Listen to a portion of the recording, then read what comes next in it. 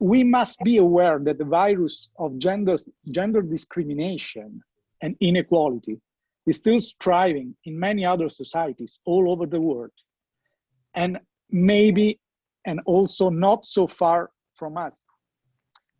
So we must keep the discourse alive, either to deliver a message to whom is still practicing discrimination, and to continue to be alert and never take for granted what we achieved in our civil and social development. So while let me say, while empowerment and leadership are the vehicle, respect and meritocracy are the fuel, the gas that makes it run in the right direction. So allow me just these brief remarks to conclude with a paradox and maybe to some extent a provocation. I wish to reach a point when I will be able to answer the question I posed earlier by saying, no, we do not have to discuss topics like women empowerment and leadership anymore, because, read my lips, gender issue is no longer an issue. So thank you, and have a great and inspiring evening. And I think I give the floor to Giulia. Thank you so much, Consul General. Thank you, Luca. On behalf of the Italian Professional Women Group here in Chicago, I'd like to thank the Istituto Italiano di Cultura for the ongoing support. Now, let me just give a brief introduction about myself so that you know who your moderator is, Giulia Merola. I was born and raised in Italy. I started my career in advertising in Milano and then moved to the States in 2001, so almost 20 years ago.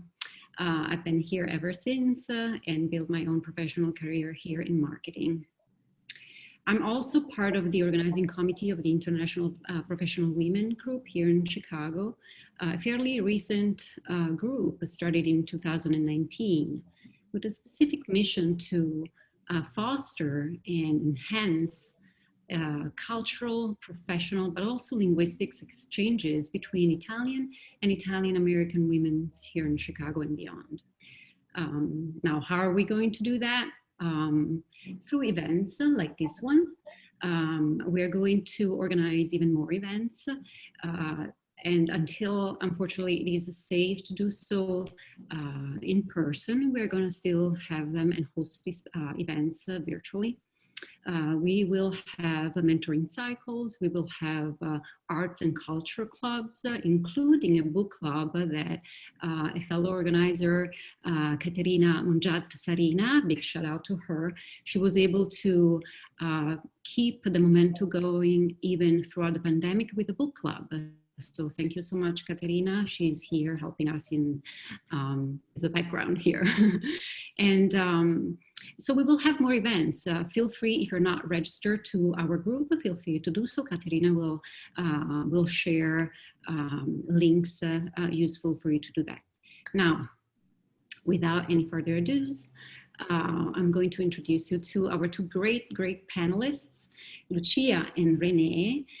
They represent 4 verticals. They represent accounting, finance, education, and computing. So thank you so much for being here with us tonight. I'd like you to start with giving us a background about your professional, but also cultural background, so that you can help us and our audience understand the journey that you went through to achieve the great success in your career that you have. Renee, do you want to start? Yes, I'd love to. So first, it's such an honor to be here with all of you tonight to celebrate International Women's Month. And I am really honored to be with this great group of panelists and with this organization. So thank you. First and foremost, I am so proud of my Italian heritage, and I love being Italian. I had an opportunity to visit Italy about a dozen times. And what intrigues me most is just the diversity and the variety between the countryside, the seaside, the mountains, the different food and cultures of each town and the people. And it really, Italy has truly a special place in my heart. My great-grandparents came to the US from Italy. So my grandparents, my parents, and I were all born here in Italy. So for those of you who were born in Italy and ventured to the US to start new careers and are spending your lives here, I really admire your sense of adventure and what you've accomplished in coming here. And my heritage really did contribute significantly to my career path. I've been in public accounting. I was in public accounting for 31 years. I started as an associate and a tax associate in a large 8 public accounting firm. And at the time, I will say there were no female partners. So the image of what you could be, didn't really exist for me. And about 5 years into my career, I started thinking, I wanted more variety, but I loved the company I was with. I loved the culture, and I had a lot of support and it built some really strong relationships. So at that time, we were experiencing just some challenges. So I volunteered to be the office manager at the company that I was working at. And I built the business case for it, and I presented it to the partners, and I was given the job.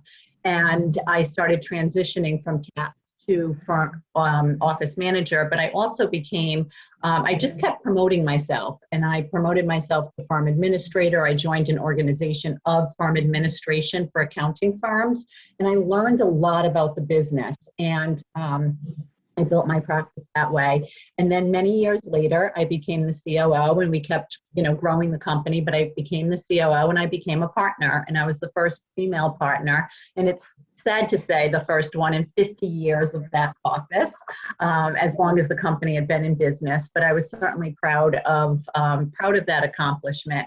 But I think the variety and what I love about our culture in terms of the Italian people are so warm and welcoming. And I think that I took that and brought it into my profession by really being an advocate for others and being an advocate in the organization. And so I spent 31 years there, and my partners and I wanted to practice on a larger platform. So we joined Citrin Cooperman in 2016, and it was a great experience. I became the practice leader of the office of the CFO.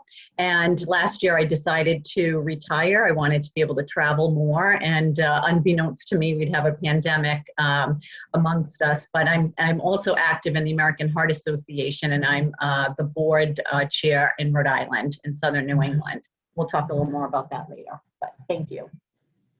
Wonderful. Thank you so much, Renee. Lucia, how about you?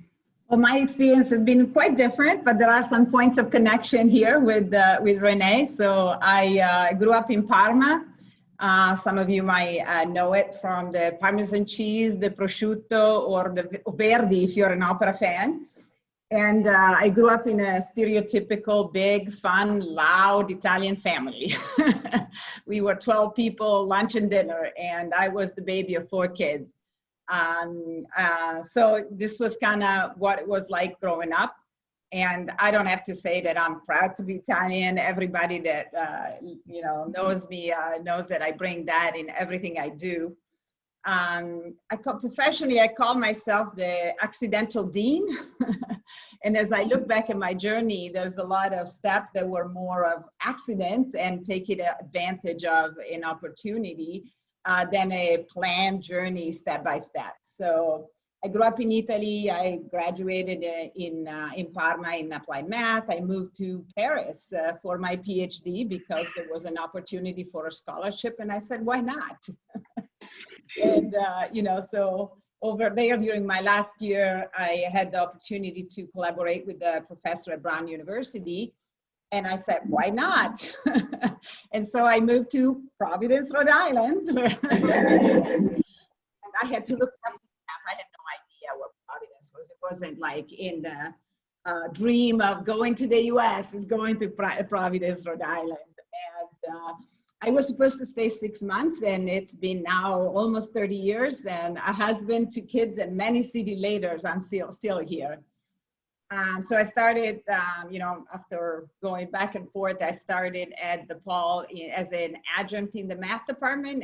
As Renee was saying, I was often the only woman in math departments. It's, you know, in this country, it was a little weird for me, but that's the reality of things.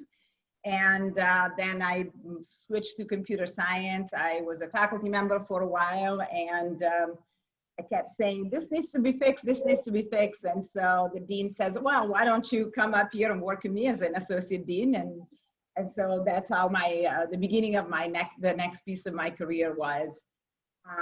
And about 10 years ago, I started, I co-founded the Chicago Alliance for Equity in Computer Science. I was really trying to fix the fact that, you know, we needed more voices in computer science. And so I started working with Chicago Public Schools and other couple of universities here in Chicago to change the face of computing. And so that's kind of been my passion along with my regular job as an associate dean. And if you ask anybody in the dean's office, they all know, you know, the Italian expressions. They've all tried my tiramisus, and I brought the limoncello. Those help. Full in. Thank you, Lucia. Wow, amazing career. So thank you for sharing that. I'd like to start with our first question here and help the audience. So can you share what key learnings or recommendations you would have for the audience here on how to empower women with Italian heritage to be successful in an American setting, professional setting here? I can start with that if you want. I think I have 3 big learnings. I don't know how much of that is really tied to an Italian heritage. I think some of it maybe is. One big things I've learned is go into any job with eyes wide open. You need to know what the game is. You need to know there is a game to be played. You need to know what the rules of the games are, so that you don't start with a disadvantage. So I think really that's getting the lay of the land and knowing that is a critical step. And as I think of people like me coming from a different reality in Italy, it's even more important. So for, you know, junior people that have just kind of moved here, certainly that would be something that I would recommend. The other thing is really being confident and self-assured. Is easy, especially for women sometimes, to feel a little bit of that imposter syndrome of saying, I don't really belong here, I don't know. Sometimes there's an issue of self-confidence. And so I say fight it head on. And, you know, something maybe a little Italian is fake until you make it, which is just as much as an American expression. But I think that would be your motto if you feel a little bit of that imposter syndrome. And I think for Italian, it's a little bit in our DNA. So it should come naturally for people that have grown up with that kind of upbringing. And then the third thing that certainly helped me, and I think will be critical, is find a mentor. You know, it doesn't have to be a woman, it can be a man, a woman, anything in between, but someone that, you know, kind of knows the rule of the game, as we were talking in that kind of my first suggestion, that is played it, and more importantly, that believes in your strength and what you bring to the organization, whatever the organization is. And so that person can be an advocate for you, and can be also someone that you can have uncomfortable conversation with, or, you know, comfortable conversation, strategize and things like that. So I think that those 3 things are really something that have helped me, certainly, and something that I would recommend for everybody to take on as pearls of wisdoms. Thanks, Lucia. Renee. Yes, so to play off the eyes wide open, one of my recommendations is to really, I always say, listen and watch. See what's going on so that you can really understand the culture within the organization And, whether you're an emerging leader or someone who's looking to take on a new role or an advancement in the organization, look at those folks that are looked at as the leaders in the organizations, people who are very successful, and look at the way that they may conduct themselves or some of their accomplishments and what gets recognized and rewarded within the organization. And although I'm not saying mimic them or it's important to just look, because you may be able to add some of those skill sets into your own toolkit, and it will help you to advocate for yourself. The other thing that I think about too is to become an entrepreneur. So learn about, how does the business make money? What is it that you can do inside the organization to really contribute to that organization's success? And the way that I was able to advance in my career was doing that. So I saw an opportunity where we needed an office manager. I really thought that 6 male partners were a little intimidating for an entire group, especially we would hire students out of college. So when I looked at that, it was a great example for me to build my case as to why it might be helpful for me to take on that role. And also strategically, you had partners who could be billable and go out and be client facing, and they were handling office administration work. So I built the case as to, why it would make good business sense for me to take on that role. And I continued to do that as I elevated in the company. And I also looked for opportunities for others. I do think it's really important as you grow to help bring others along. And the other is that I have this concept of being physically and fiscally fit. I really don't think we can do our jobs well if we are not feeling well and we don't take care of ourselves or we don't process stress well.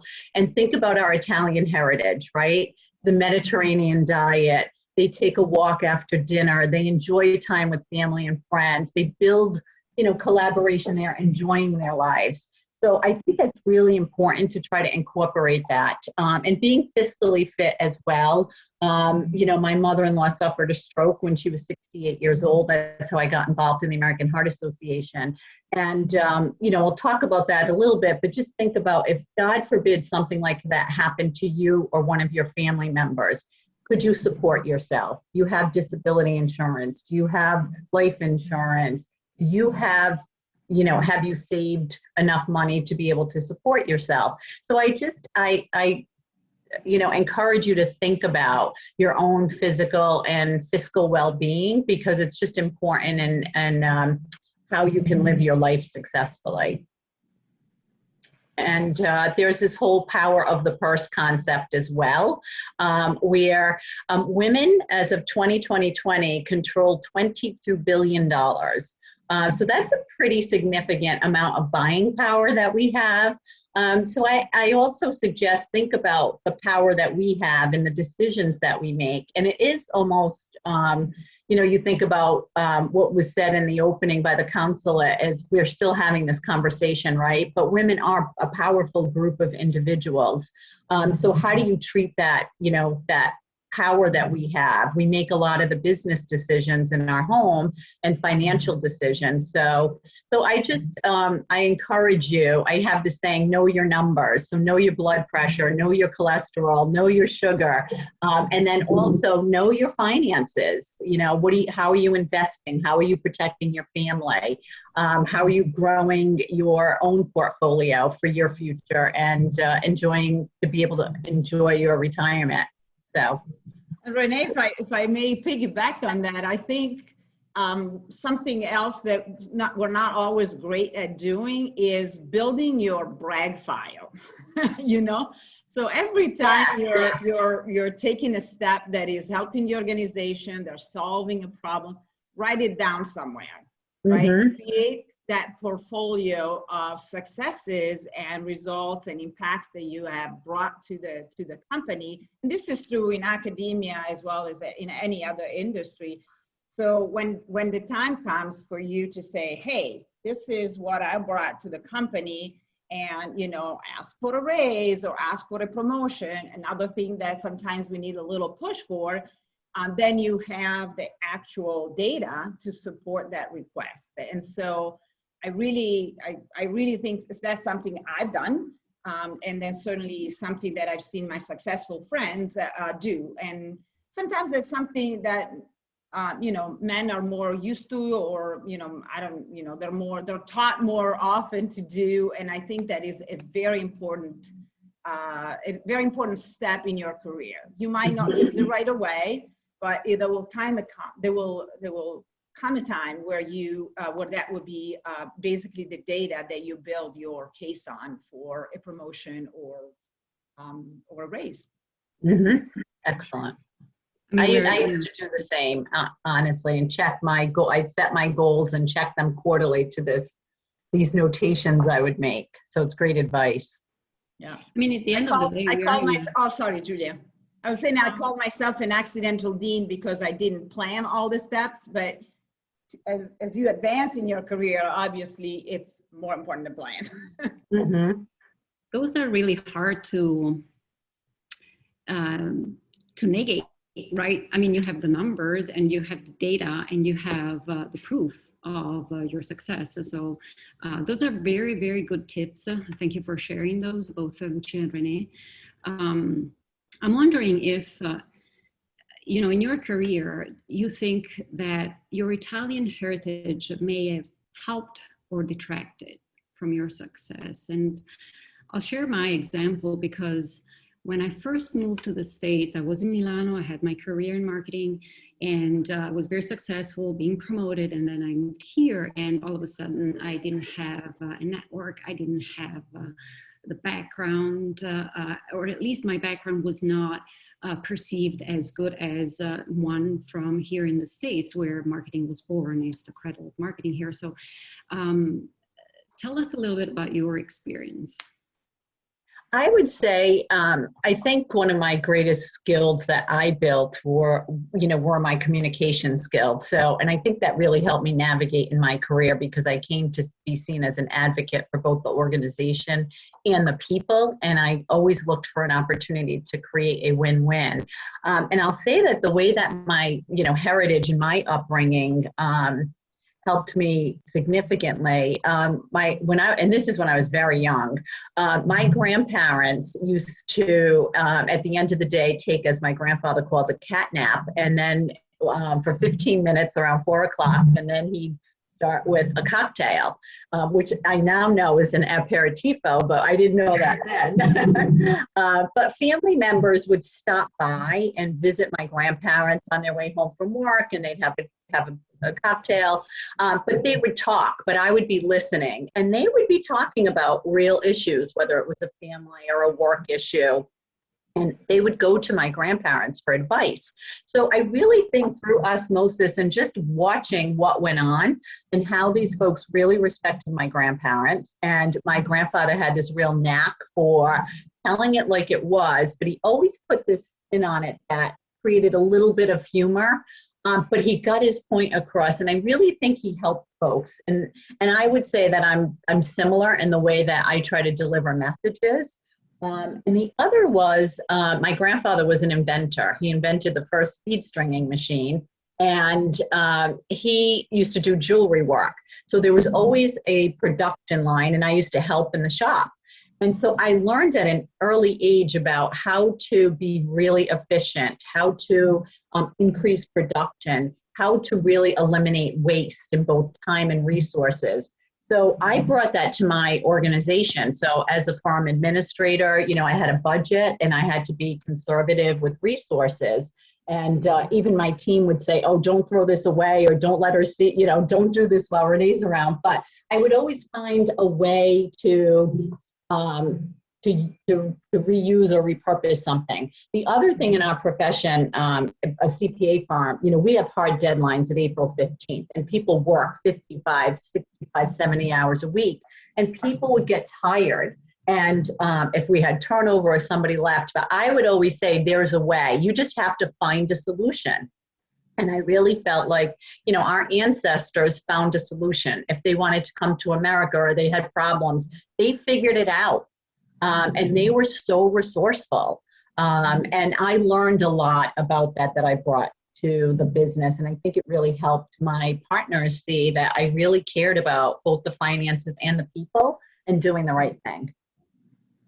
It's fascinating to hear you recall your experience because, you know, obviously you and I have had different experience growing up Italian, right? Because we grew up in different places, but I have some of the same memories. And I think I took away some of the same lessons.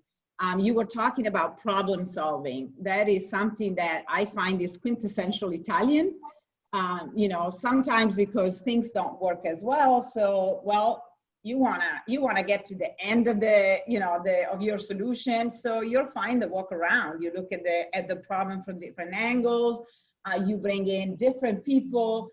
And at the end of the day, that's how you solve that problem. So I really found that to be part of how I grew up, and not necessarily specifically for my family, but I see, as I think of my friends and colleagues, the same experience coming, you know, growing up as a problem solver.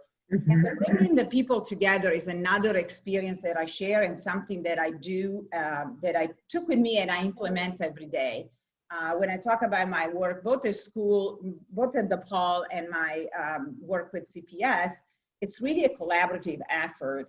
And I feel like, you know, you need to build that trust with your collaborators. And in my Italianness, sometimes that means bringing everybody around the dinner table. And I remember around my parents' dinner table, the professional conversation that were going on. And so I brought that over here. And first of all, people like to come to my house because I cook Italian. Good, great. You know, it takes a risotto and a limoncello to get the work done. And so I think that those are things that I took from my upbringing that I use here, and I make sure that my kids were at that dinner table. So I hope that they kind of get the same upbringing and the same sense of what is important for success. And then the last thing I would say, you know, I got here in the US at a lucky time where people were in love with Italy and everything Italian. So for me, it was easy, right? I didn't come at the beginning of the century. And so, but I kind of leveraged that because I can ask difficult questions and, you know, oh, she's Italian, so it's okay. So I kind of ride that as much as I can.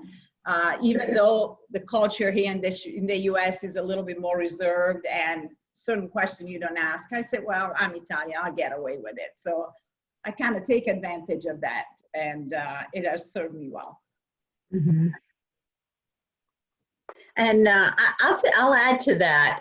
You know, I think bringing these folks around the table and taking the pressure off, especially like when there's a problem. I think that if you're trying to solve it and there's a lot of high pressure going on, it's sometimes it detracts you, and the stress does not help you to get to the result. So, you know, I love you bringing, you know, this collaboration around the table. And, you know, I will say that, you know, for me being the only female in the executive group for many years, it was challenging. You know, I noticed, like, I built relationships one-on-one with a lot of folks and the gentlemen, and my staff was willing to, and the staff in the company were willing to talk to me. But there are, you know, when we talk this question about, you know, are there some barriers too? One of the challenges I found was that, you know, our upbringing was also, you know, to be welcoming, to be collaborative, but sometimes I think you could be seen as being too nice or too collaborative. And I think as a woman, sometimes that could happen. So I think one of the things that, you know, challenged me was how would I overcome some obstacles or really feel comfortable kind of fighting for something that I really wanted. And I was known to, you know, to accomplish goals and fight for what I needed, but there were times that, you know, it was difficult. And how do you not hold a grudge? And how do you work beyond that? So those were some, challenges that I found. And I know, Lucia, you might have, some thoughts on that too. So. Yeah, well, I can relate to, as I said, being, the only woman in a field that certainly in this country is considered more a man field. And what I had to learn early on is to be comfortable being uncomfortable.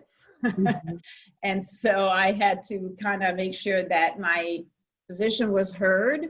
And as you say, not hold a grudge, and making sure that people don't think of you as invisible.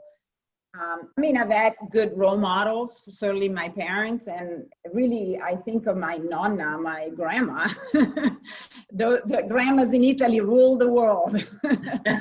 So she might not have been the breadwinner, but everybody did what she said would need to be done. So I go back to, you need to really embrace confidence and work around the problem as needed. But you need to be comfortable being uncomfortable sometimes. That's The very egos true. in the room are there. So recognize it and try to work with it. So this topic of the barriers, right, it's often brought up by women, even, in my workplace when I talk to other colleagues. Some other things that we struggle with, at least personally, is when you're in a room filled with a male counterpart, there's big egos there, right, Renee? So do you want to expand on that? Because I'm sure you experienced some of that. Just a little experience there. And I'll offer my thoughts on this, but I will tell you that I found to be challenging. So when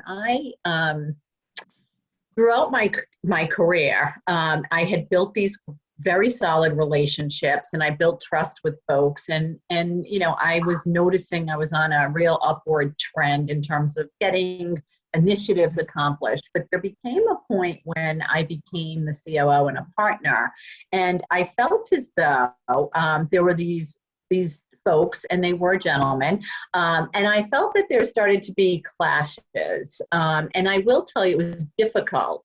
I almost felt like there was a sense of competition now between us, and I viewed us as still colleagues, friends. We've been working together for years, so that was a time where I struggled a bit, and it was hard to be uncomfortable, being comfortable, being uncomfortable. But what I think is sometimes there are a couple of things going on. It may be that there is, a lack of trust, with women, especially if you're the only one. So one, advice is try to get others to think about what it is you're trying to accomplish. And the other thing that noticed was that, at the times I felt somewhat invisible. So then I decided I would be more forceful. And then I was told I was a little militant. And it was hard because, again, some of these folks that I was challenged with helped me to get to where I was. And they advocated for me to be in that position. So, I think, my advice is what I started doing was tracking results. So I started I tried to put the why there always, but I tried to take what I was doing and present it in a different way. So I tried to show if we were having turnover, to break it down as to where was it coming from, and if it was with women, to show that there might be some barriers within the organization for women to, have long-term sustainability there. So those were some of the things. There were barriers that I experienced. And Lucia, I don't know if you have, some things to add there too. Yeah, so I think that, my goal, I got lucky. A lot of my bosses just didn't have the hung up on women in STEM and, recognize my contribution and my value. So I rarely had to fight internally for that.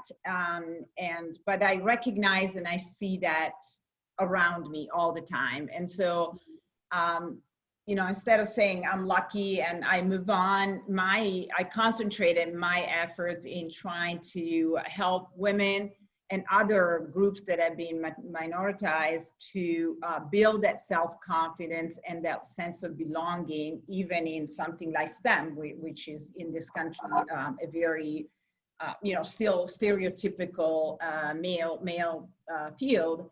And I concentrate, that's why I started my work with CPS. I concentrate on building that in high school and, even in K-8.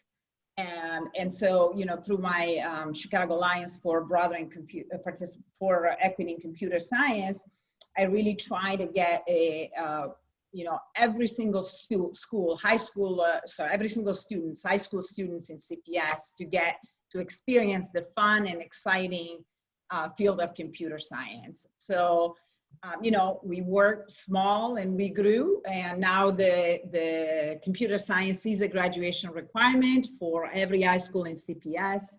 And, in the 10 years that I worked with CPS, over 80,000 students have taken a year of computer science. So I'm really trying to, we train 350 teachers, and more importantly, since this is a graduation requirement, that the student body that took that class reflects the diversity of CPS, right? So 50% of them, or almost 50% of them, are women, and the vast majority of them are student of colors, Black and brown students. Wonderful.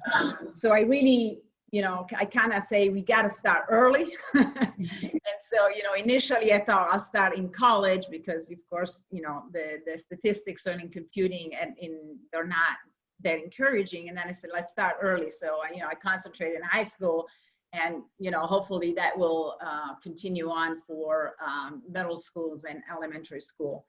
I think it builds a competitive advantages for teams in any industry right now, because CS is so, everywhere. And so kind of that's been my way of giving back. I got lucky, so I hope that everybody else that is not as lucky has, the right tools to succeed anyway. You're so right. That's such a great accomplishment. When I moved to the States, actually, I studied my master's here, and I did decided to take the data path because I knew that with being armed with some of the skill set that are historically for our male counterparts, I had an arm and I had more power, and it is indeed the truth to this day. So I'm now involved in efforts that are data-driven. There are, I'm in a room with IT and other males, so that it's definitely so true. So congrats to you. And I think it's a lot of fun. For some. For all, yes, for all. I'll toss another question at you before we open up for Q&A with our audience. Now, of course, with the pandemics, we've seen everywhere in all of the news media outlets everywhere that women have been facing more challenges because they are at home. So what are some of the advices and recommendations that you would give those professionals out there trying to balance the professional life at home? Well, I can start with one. I think we go back to one of the things we discussed is really rely on and strengthen your network. Hopefully you did some of that legwork before, but it's never more important than now to have a network that you can relate on. And depending on what your needs are, if you have kids at home, are there 3 family in your bubble? Can you share your childcare and education that way? Something as simple as that. And going back to some of the things that Renee was saying, if you need, if you realize that your personal and physical well-being is affected by this, again, the network would be something that you can rely on. The other thing I think, as I think of someone in a leadership position, hopefully they didn't wait for a pandemic to do this, but I hope that they really are taking steps that are kind of long-term view, right? So that you create solution for the women in your organization, and you do something as fundamental as equity in pay. You know, so a lot of these discrepancies, you know, the whole mom gap and dad premium sometimes comes down to money, right? If you're in that case, you know, if there's earning parity, certainly that is an equalizer. And then also create, you know, systems in your organization that build some flexibility. And if there's some there, hopefully those are being enhanced even further in a situation as stressful as this pandemic. I'd like to add, one of the things that I hope, I know back in the day, I advocated for working from home and flex policies, and it took years to help the organization move that forward. And I think about in the pandemic, everyone flipped the switch in literally a weekend and really figured out how to get people to work at home to make sure, again, the business was working and up and running for so many folks. So I do hope that moving forward, as we find, you know, opportunities to make work-life balance and make work better for the employees, that companies will embrace and remember this time where they acted quickly and they were innovative. And I think that for the folks working at home, to answer your original question, is, you know, to be resourceful and let other people help you. I think that's really important, you know, whether it's sending out for meals or, you know, finding some, you know, groups that your children can be a part of, because I think that there's just so much stress. And I saw that before I retired, you know, my colleagues were really challenged. But I think one of the things is the spouse who was maybe not the primary caretaker started really seeing what was going on, you know, at home and what, you know, the responsibilities were. So I hope that there'll be, you know, more sharing of responsibilities. And, but I really think that folks who are in this really need to still focus on their health and try to keep that stress at bay, because there's been an incredible amount of stress and folks not wanting to go to the doctors and take care of themselves as well. So there's so many different paradigms right now with the pandemic. Thank you so much. And, you know, even my current employer, they were very reluctant before the pandemic to let us work from home. And now, because of the topic and the fact that we are helping physicians educate themselves around COVID-19, we're working even more, actually. So they're starting to see that, that we can and that we're doing it. We do have one good question from our audience. Thank you for that. We have, so how do you compare women's conditions here and in Italy? Wow, do we have another hour? About 5 minutes, Lucia. I'm gonna keep that to the professional realm. And I'm going to make a couple of a point that I certainly have witnessed, if not experienced. I guess I left Italy without really having a significant work experience in Italy. But of course, I talked to my family. My sister runs a business, so I have a little bit of that insight. In the academic settings, which is the one I'm most familiar with, I have a feeling that generally, not just specifically for women, academia here is more meritocratic. And so it's more about what you know and less about who you know, which is unfortunately a widespread issue, I think, still in Italy, disappointing and probably responsible for some of the brain drain, as they say. So that's, you know, something that I have observed, and there are good places and bad places in both countries, but I think is something that on average I witness a bit. On the other end, you know, if you look at things like support for women that want to become mothers, for example, we're light years ahead over there than here. I mean, I remember. Of course, I was the only woman in the math department. in one of my previous jobs. And so when I was pregnant, I went to the chair of the department and say, my son is due in August. I probably won't be able to be in class at the beginning of September.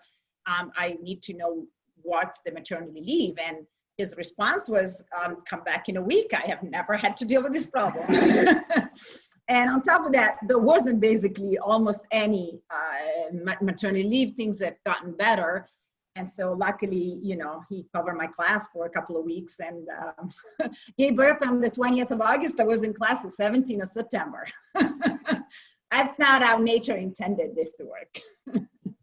So I think, you know, there are good and bads in both situations for women specifically, and in this case for women that want to become mothers. So I have to say, I probably would share the same experience in terms of a meritocracy here in the States, a little more developed, and definitely a better work-life balance in Italy.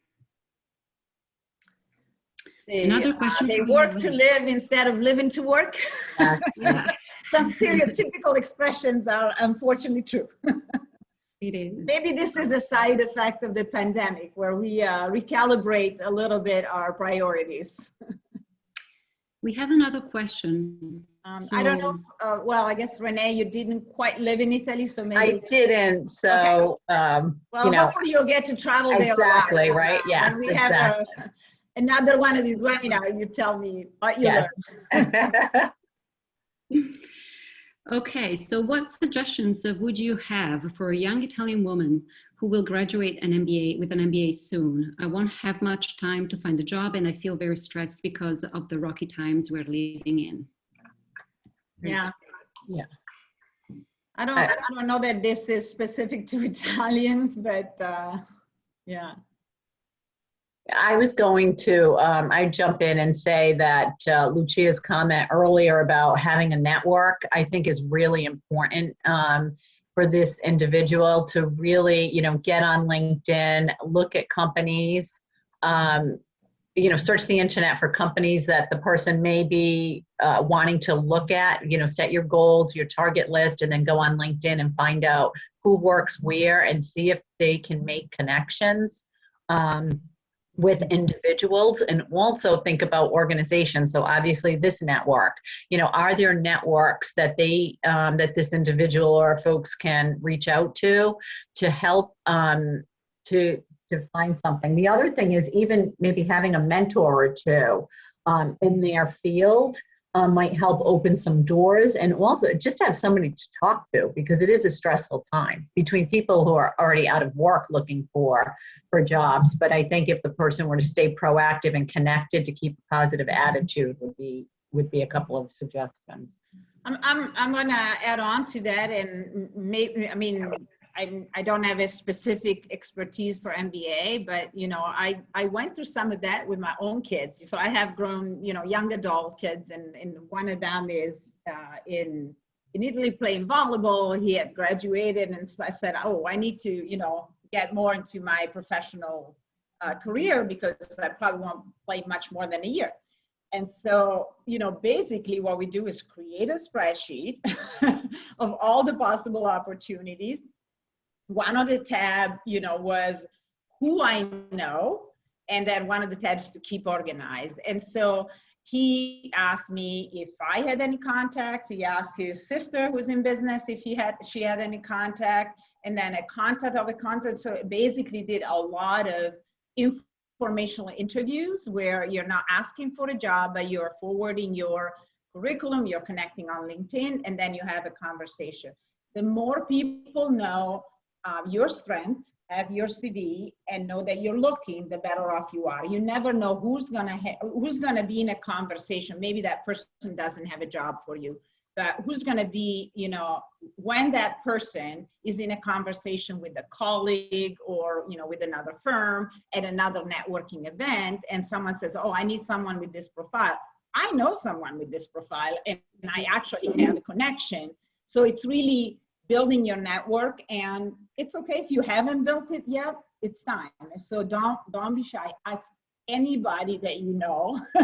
Make sure they know you're looking for a job, have your LinkedIn, your resume, and all of that ready, and make sure that you follow every one of those leads. Yeah, I would just add, talk to anyone that you can talk to, your professors, anyone that can give you some advice, because as Lucia said, they will connect you with people that they know, especially now that it's all virtual. One more question, then I think we just have time for the closing remarks. Do you have any advice on or comment on parenting equality in relation to women's professional lives during and beyond the pandemic, which is something that we touched upon earlier on? Was it specifically on parenting? I didn't catch that. Sorry, my internet was. Yes, comment on parenting equality in relation to women's professional lives during and beyond the pandemic. So hopefully we didn't wait until the pandemic. I always felt that parenting is never a women's problem or just the women's responsibility. I think, you know, we need to really move towards, you know, if you're both working, it's 50-50. And there will be times where one is more, one is less, but that kind of equality and share responsibility is something that you need to kind of go in with eyes wide open, as we were saying. And as I say, the journey of life will take you a different way, and you can be flexible on that. If that conversation hasn't happened, I think the pandemic will force that conversation, and it should force that conversation in the workplace. You know, caretaking, whether it's parents, you know, taking care of your parents, taking care of children, taking care of whoever is in your household, should not be restricted to a women's problem. I would also add to that for those who have had getting more support from their spouse now because there's a pandemic, don't lose that, you know, capitalize on that and have those discussions about how it's going to work as things ease up, because I think that's super important, because I do think some strides have probably been made, and you don't want to lose that. And I think that's really important, so. And if you don't have a partner that lives with you, again, rely on your network. There's going to be other friends and people that either have some extra capacity or have the same problem. So problem solve together. You know, it doesn't have to be someone that lives with you. You know, there are many solutions. And again, the network is just as important personally as it is professionally. Mm-hmm. Thank you. I think we're almost about time. Thank you so much, Lucia. Thank you so much, Renee. It was a pleasure. Very insightful conversation. Thank you for having me.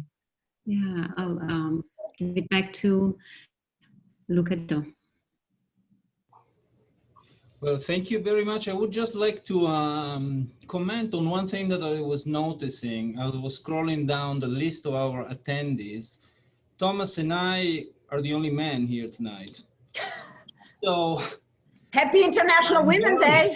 I'm very sorry to say that, and I'm saying also to referring to what Thomas was mentioning at the beginning. I guess there's a lot of work to do, and it's not the last time we meet discussing these topics. But of course, jokes aside, I'm very glad that we have been cooperating to organize this webinar. It's been very interesting for me, I'm sure for Thomas as well, and for all the other men that might have and should have attended.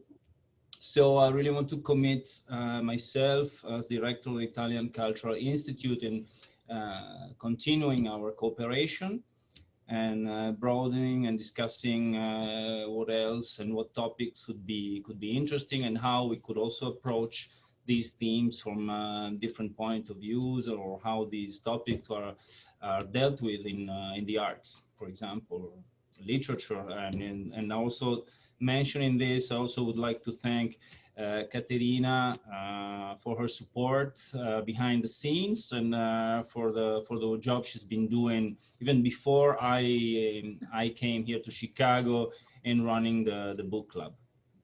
So thank you, Giulia. Thank you, Renee. Thank you, Lucia. Thank you, Caterina again. Thank you very much, Thomas, for joining us tonight. And then happy International Women's Day to everyone and buona festa della donna. Grazie. Grazie. Buonasera. Buonasera.